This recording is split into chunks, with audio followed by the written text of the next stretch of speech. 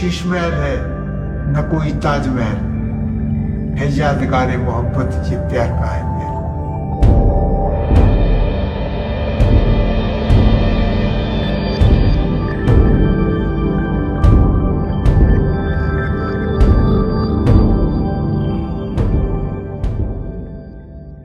हमारी बीवी जो थी वो गोरी थी, हमारी माँ के भाई की लड़की थी।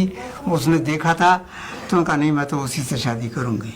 तो वो शादी जो है हमारी तय हो गई और जून 1953 में 14 जून की बारात थी और 15 जून की रुखसत। और उसको जब वो शादी होने के बाद वो मेरे साथ गई तो रोटी ठीक से पकाने नहीं आती थी, मैंने पकाना बताया था। फिर वो इतनी बेहतरीन रोटी पकाने लगी थी कि हम तो सवाल ही नहीं है हमारे पकाने का।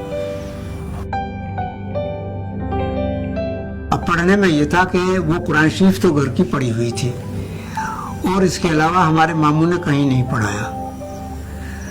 तो हमने उसको उर्दू की जो है छोटी छोटी किताबें लाके, छोटी छोटी कहानियों की किताबें लाके उसे कहानियाँ पढ़नी सिखाई। फिर वो नावल थे, वो जासूसी नावल और रोमानी नावल और कौन से वो ला के हमने पढ़वाए। तो वो पढ़ना जानती थी लेकिन लिखना नहीं जानती थी। जब हम फिल्म देखते थे तो वो भी हमारे साथ जाने लगी, नो प्रॉब्लम। और उस जमाने में वो चूँकि आमदनी कम थी तो फर्स्ट क्लास का टिकट नहीं होता, थर्ड क्लास का 5.5 आने का टिकट लिया करते थे। वहाँ अलीगढ़ में तस्वीर महल है एक पुराना सिनेमा हॉल, तो उसमें देखा करते थे तस्वीर फिल्म।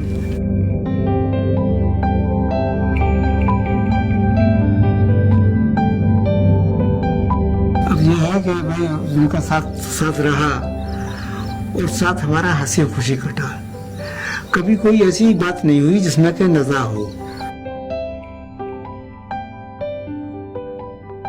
फिर ये था कि जब वो अच्छी थी और बच्चे हमारे हुए नहीं तो कभी उसको एहसास होता था और वो ये कहती थी कि हमारी न्यास पाता तो क्या कोई हमारा जिक्र भी नहीं करेगा, हमारे मरने के बाद कौन हमारा जिक्र करेगा।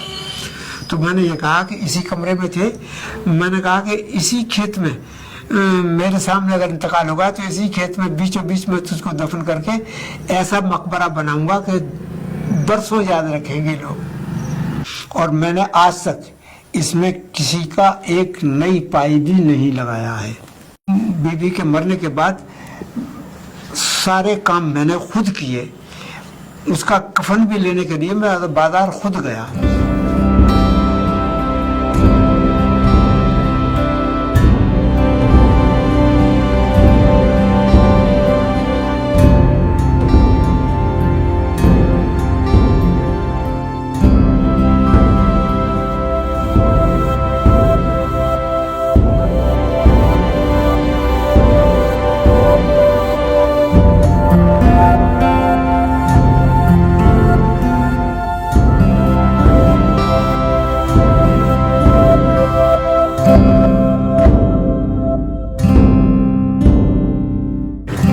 बुनियाद जो है 10 फीट गहरी है और 27 इंच चौड़ी और एक कंक्रीट की है। ये उसके ऊपर ये जो है ये 15 इंच चौड़ी है। अब इसकी हाइट तो अंदाजन यहाँ से 14 या 15 फुट ऊंचा है दीवार।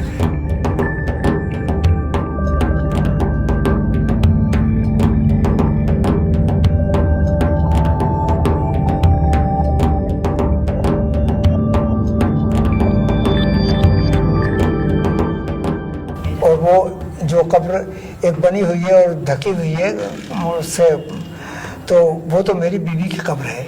और बाकी जो खाली जगह है वो मैंने अपने लिए छोड़ रखी है कि अगर मेरा इंतकाल हो तो मुझको यही दफन किया जाए। हमारी शादी के बाद हमारी बदकिस्मती कहिए कि हमारे कोई औलाद नहीं हुई। मैंने मेडिकल कॉलेज में दिखाया तो मेडिकल कॉलेज में जो वहाँ थी लेडी डॉक्टर, उन्होंने मुझे बुलाया तो मुझसे कहा कि इनके वो है रसौली ट्यूमर है उसमें यूट्रस में। डॉक्टर ने मुझसे ये कहा कि भाई ऐसा होता है कि ट्यूमर जब उसमें हो जाते हैं तो उसमें छोटे छोटे और भी होते हैं, तो ऐसा है कि मैं बच्चेदानी को पूरा निकाल देती हूँ, अगर फिर कोई और ट्यूमर बढ़ गया तो कहोगे कि डॉक्टर ने कैसा ऑपरेशन किया। मैंने कहा ये आपकी मर्जी है। तो उन्होंने पूरा ऑपरेशन कर दिया। तो अब ये तो तय हो गया कि अब बच्चा नहीं होने का। तो हमारी बहनों ने और उन्हें सबने ये कहा कि दूसरी शादी कर लो, लेकिन मैंने उसको कबूल नहीं किया।